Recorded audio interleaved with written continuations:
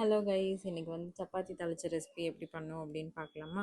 Stove on பண்ணிவிட்டு வடை சட்டி காஞ்சதுக்கப்புறம் எண்ணெய் விட்டு எண்ணெய் சூடானதுக்கப்புறம் பிரிஞ்சி இலை, சோம்பு, பட்டை, கிராம்பு, ஏலக்காய். நான் ஏலக்காய் சேர்க்கல, உங்களுக்கு ஏலக்காய் பிடிக்கும் அப்படின்னா சேர்த்துக்கலாம்.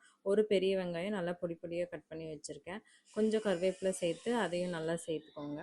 வணக்கி விட்டே இருந்தீங்க அப்படின்னா கொஞ்சம் கோல்டன் கலரில் ஆகும்.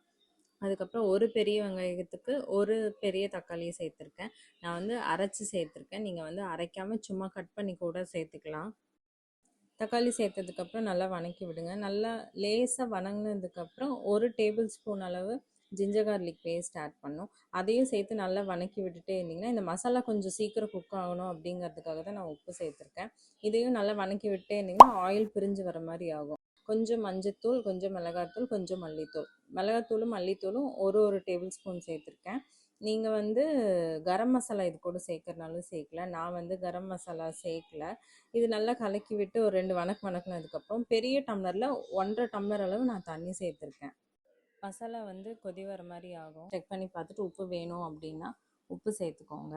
அதுக்கப்புறம் தட்டம் வச்சு நல்லா மூடிட்டீங்க அப்படின்னா ஒரு 2 மினிட்ஸ் ஆகும்போது நல்லா பபிள்ஸ் வர மாதிரி ஆகிட்டு ஆயில் பிரிஞ்சு வர மாதிரி ஆகும். ஒரு கிரேவி, செமி கிரேவி மாதிரி இருக்கும்.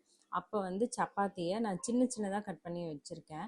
நீங்கள் அந்த சப்பாத்தியை கொஞ்சம் கொஞ்சமாக சேர்த்துட்டு நல்லா கிளறி விடுங்க. இப்போ வந்து பார்த்தீங்கன்னா லேசாக செமி கிரேவியை விட கொஞ்சம் கம்மியாக இருக்கணும். இல்லை ரொம்ப கொல கொலன்னு இருக்க மாதிரி இருந்துச்சு அப்படின்னா நீங்கள் அப்படியே தட்டம் வச்சு மூடி சிம்மில் வச்சிட்டிங்க அப்படின்னா சூப்பராக இந்த ரெசிபி ரெடி ஆயிரும். இல்லை ட்ரையாக இருந்த மாதிரி இருக்குது அப்படின்னா லேசாக தண்ணியை தெளித்து விட்டுட்டு மறுபடியும் தட்டம் வச்சு மூடிட்டீங்க அப்படின்னா இந்த ரெசிபி ரெடி ஆயிரும். இது வந்து செய்யும்போது என்கிட்ட கொத்தமல்லி தழை இல்லை. நீங்கள் வந்து கொத்தமல்லி தழை சேர்த்து செஞ்சு பாருங்கள். இதை சர்வ் பண்ணால் ரொம்ப சூப்பராக இருக்கும். நீங்கள் இந்த ரெசிபி ட்ரை பண்ணி பார்த்துட்டு எப்படி இருந்துச்சு அப்படின்னு சொல்லி நீங்கள் கமெண்ட்டில் சொல்லுங்கள். நெக்ஸ்ட் இன்னொரு ரெசிபியோடு பார்க்க வரேன். பாய்.